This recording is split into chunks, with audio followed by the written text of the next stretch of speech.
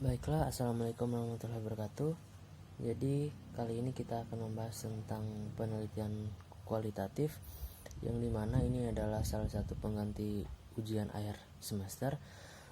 Jadi di sini ada 10 soal yang akan saya jawab. Itu yang pertama adalah, apa yang Anda ketahui tentang penelitian kualitatif?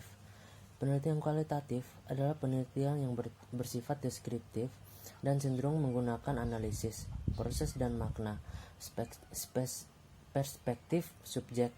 Lebih ditonjolkan dalam penelitian kualitatif, landasan teori dimanfaatkan sebagai pemandu agar fokus penelitian sesuai dengan fakta di lapangan.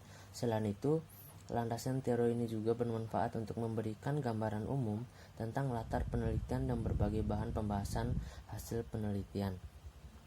Jadi soal yang kedua adalah bagaimana cara merumuskan judul yang tepat dalam suatu penelitian. Jadi di sini ada 9 tahap. Yang pertama adalah disesuaikan dengan topik penelitian. Yang kedua, melihat referensi dari judul penelitian terdahulu. Yang ketiga, temukan latar belakang masalah. Yang keempat, tentukan sumber data yang diambil. Yang kelima, fokus pada sasaran yang dituju. Yang keenam, mengembangkan penelitian yang sudah ada.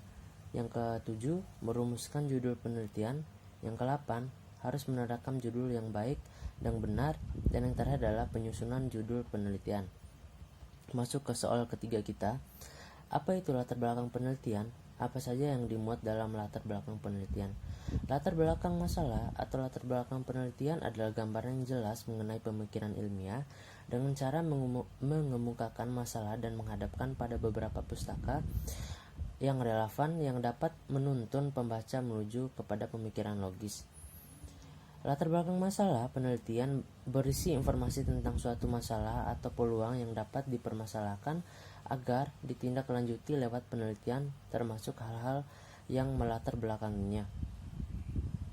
Hal-hal yang perlu dikemukakan dalam latar belakang masalah adalah mengapa penelitian memilih isu tertentu, apa gunanya penelitian tersebut untuk kepentingan praktis dan teoritis. Agar penelitian dapat menyusul latar belakang penelitiannya dengan baik, maka dia harus membekali dirinya dengan banyak informasi tentang isu, motivasi kerja, harus dapat menjelaskan mengapa dia meneliti isu tersebut. Masuk ke nomor 4 atau pertanyaan keempat, bagaimana merumuskan rumusan masalah penelitian. Jadi di sini ada 5 poin. Yang pertama adalah masalah biasanya dirumuskan dalam bentuk pertanyaan. Yang kedua, rumusan hendaknya jelas dan padat. Yang ketiga, rumusan masalah harus berisi implikasi adanya data untuk memecahkan masalah. Yang keempat, rumusan masalah harus merupakan dasar dalam membuat hipotesis. Yang kelima, masalah harus menjadi dasar bagi judul penelitian. Masuk ke pertanyaan kita kelima, yaitu apa yang dimaksud dengan kajian pustaka dalam satu penelitian, apa tujuannya, dan apa saja yang dimuat dalam kajian pustaka. Kajian pustaka merupakan daftar referensi dari semua jenis referensi seperti buku, jurnal, paper, artikel, disertai tesis, skripsi, handout, laboratory manuals, dan karya ilmiah lainnya yang dikutip dalam penulisan proposal. Semua referensi yang ditulis dalam kajian pustaka harus dirujuk di dalamnya. Referensi ditulis urut menurut abjad huruf awal dari mana akhir keluarga atau keluarga penulis pertama dan tahun penerbitnya yang terbaru tertulis lebih dahulu. Jadi di sini ada 6 kegunaan. Yang pertama adalah mengkaji sejarah permasalahan. Yang kedua, membantu pemilihan prosedur penelitian. Yang ketiga, mendalami landasan teori yang berkaitan dengan permasalahan. Yang keempat, mengkaji kelebihan dan kekurangan hasil penelitian terdahulu. Yang kelima, menghindari duplikasi penelitian. Dan yang terakhir adalah menunjang perumusan permasalahan. Masuk ke pertanyaan ke-6, bagaimana kedudukan teori dalam penelitian kualitatif? Kedudukan teori dalam penelitian kualitatif adalah mempunyai beberapa fungsi, yaitu sebagai alat dan sebagai tujuan. Fungsi pertama, teori sebagai alat pada umumnya digunakan peneliti untuk mencapai tujuan penelitian melalui usaha penelitian dalam melengkapi dan menyediakan keterangan terhadap suatu fenomena khusus, sehingga memungkinkan si peneliti mengetahui sesuatu secara maksimal. Masuk ke Fungsi kedua, teori sebagai tujuan karena merupakan teori yang menghasilkan petunjuk dan kisi-kisi kerja yang harus diperhatikan oleh para peneliti. Teori itu bahkan dikembangkan berdasarkan data yang dikumpulkan. Fungsi lain dari teori dalam penelitian kualitatif adalah untuk menjelaskan dan meramalkan perilaku.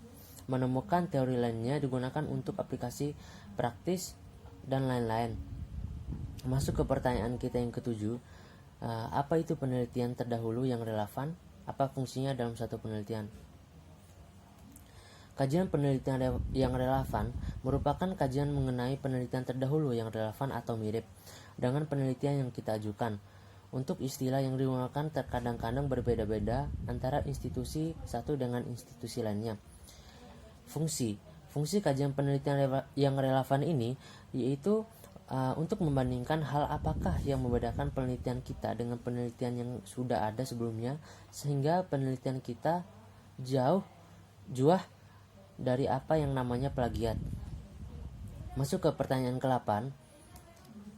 Apa yang dimaksud dengan kerangka pemikiran? Samakah kerangka pemikiran dalam penelitian kualitatif dan penelitian lainnya?